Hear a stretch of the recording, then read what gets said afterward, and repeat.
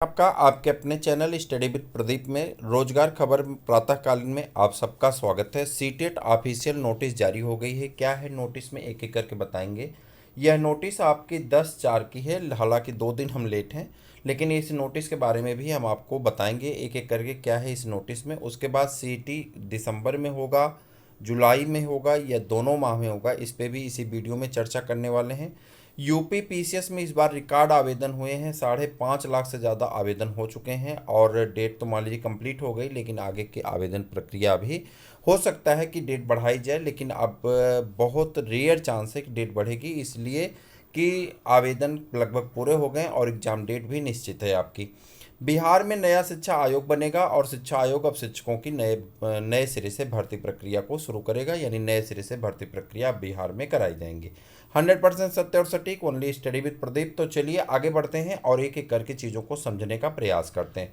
सबसे पहले मैं बता दूं कि अगर आप टीजीटी पीजीटी एलटी जीआईसी या जेएसएससी की तैयारी कर रहे हैं, तो जेएसएससी पीजीटी बायोलॉजी सब्जेक्ट से अगर आप तैयारी कर रहे हैं तो आप हमारे साथ जरूर जुड़ें और हमारे एग्जाम पॉइंट श्रृंखला का आनंद अवश्य लें। आपको हम और एक बता दें कि बहुत जल्द ही हम सी टेट यूपी टेट के लिए भी एग्जाम पॉइंट श्रृंखला लेकर के आने वाले हैं और सभी एग्जाम पॉइंट्स हमारी हमने पहले से डिसाइड कर रखा है कि उसकी कीमत सिर्फ और सिर्फ 99 रुपीज़ होंगी।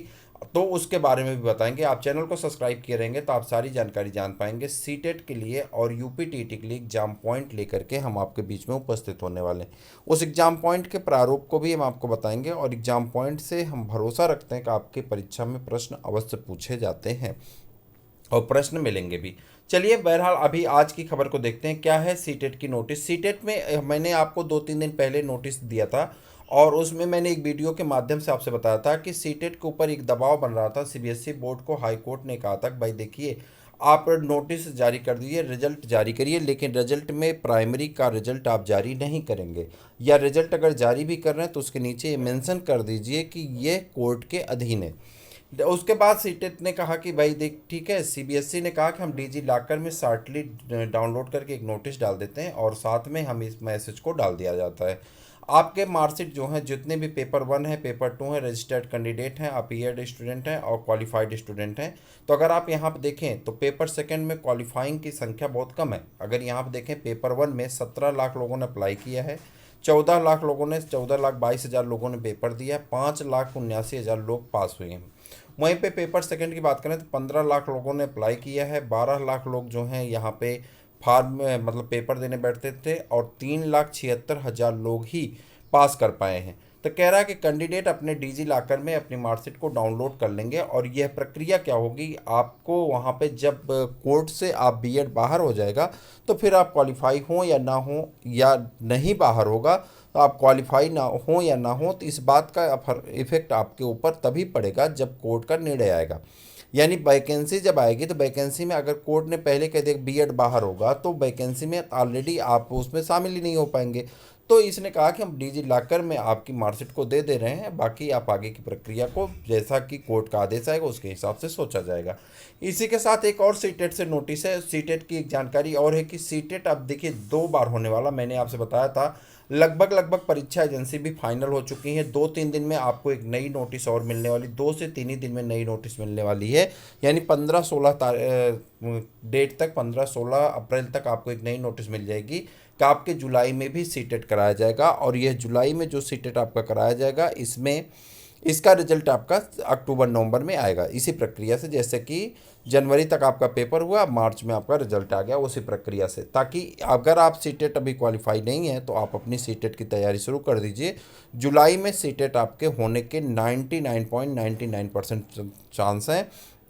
सीबीएसई बोर्ड को ये पेपर कराने की जिम्मेदारी दी गई है। इस बार भी एनटीए आपका पेपर नहीं कराएगा, सीबीएसई बोर्ड ही आपका पेपर इस बार भी कराएगा। ठीक है, आगे की सूचना ये है कि हम एग्ज़ाम पॉइंट लेकर के आपका आएंगे, लेकिन उसके पहले आप चैनल को सब्सक्राइब करिए। थोड़ी सी आपकी संख्या हो जाए तो उसके बाद हम एग्ज़ाम पॉइंट के बारे में भी अनाउंस करेंगे और एक एक जो 5 विषय हैं, 6 विषय अपर की भी ले लें। साइंस अपर में साइंस की बात करेंगे खाली, तो अगर इन सभी विषयों को ले लें तो आपके सभी विषयों की एग्जाम पॉइंट आपको मिलेंगी और उस एग्जाम पॉइंट को पढ़ेंगे आपको परीक्षा में बहुत लाभ मिलेगा। एग्जाम पॉइंट प्रीवियस ईयर पर आधारित होती हैं, इसलिए आपको इस काल परीक्षा में लाभ अवश्य मिलता है। इसीलिए मैं बार बार एग्जाम पॉइंट के बारे में कह रहा हूँ, लेकिन अभी आप चैनल को सिर्फ सब्सक्राइब करिए। उत्तर प्रदेश पीसीएस में, अगर उत्तर प्रदेश के सबसे प्रतिष्ठित जो जॉब होती है उसे हम कहते हैं पीसीएस, और पीसीएस में 5,70,000 लाख अभ्यर्थियों ने आवेदन कर दिया है अभी तक। जो है फॉर्म, कुछ लोग ऐसे हैं जो 2 बार फॉर्म भरे हैं, कुछ लोग 3 बार भरे हैं, उनकी वास्तविक संख्या 2-3 दिन में पता चल जाएगी। ठीक है, 2019 में जहां फॉर्म के आवेदन की संख्या 2019 में 5,70,000 से कम आवेदन मिले थे। खास बात है कि मुख्य परीक्षा में वैकल्पिक विषय हटने के बावजूद आवेदकों की संख्या में कमी आई है। पिछली बार पीसीएस 2022 में कुल 6 लाख अभ्यर्थियों ने आवेदन किया था, और इस बार जो आपकी प्रारंभिक परीक्षा है 12 जून को निर्धारित की गई को आयोजित प्रारंभिक परीक्षा में इतने लोग ही शामिल हुए थे। अच्छा ठीक है, इस बार की अगर बात करें तो पीसीएस 2021 में 6,91,000 आवेदन हुए थे। उसके बाद इनमें से 3 लाख इतने लोगों ने पेपर 3,21,000 लोगों ने पेपर दिया था। जबकि पीसीएस 2020 में आवेदन कितने हुए थे? 5,95,000 अभ्यर्थियों ने और 3,14,000 लोग पेपर दिए थे, शामिल होते। इस प्रकार 2019 में अभ्यर्थियों में फॉर्म भरे गए थे 5,44,000। कहने का अर्थ ये है कि आपकी जो परीक्षा तिथि है वो पहले से कैलेंडर में निश्चित है, तो आप परीक्षा के तिथि के हिसाब से अपनी तैयारी शुरू कर दीजिए, ताकि आप परीक्षा में जो है अपना बेहतर स्कोर कर पाएंगे। इसके अलावा एक नोटिस है यहाँ पे आपकी एग्जाम डेट की, तो एग्जाम डेट आपका एग्जाम कैलेंडर में ऑलरेडी नोटिस में जारी है, तो आप एग्जाम कैलेंडर से अपने डेट को जानते हैं।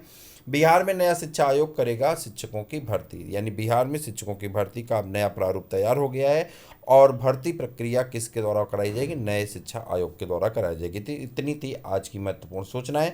आप चैनल को सब्सक्राइब करिए, अपने मित्रों को शेयर करिए। फिर हम लोग मिलते हैं किसी और वीडियो में, तब तक के लिए इजाज़त दीजिए। जय हिंद।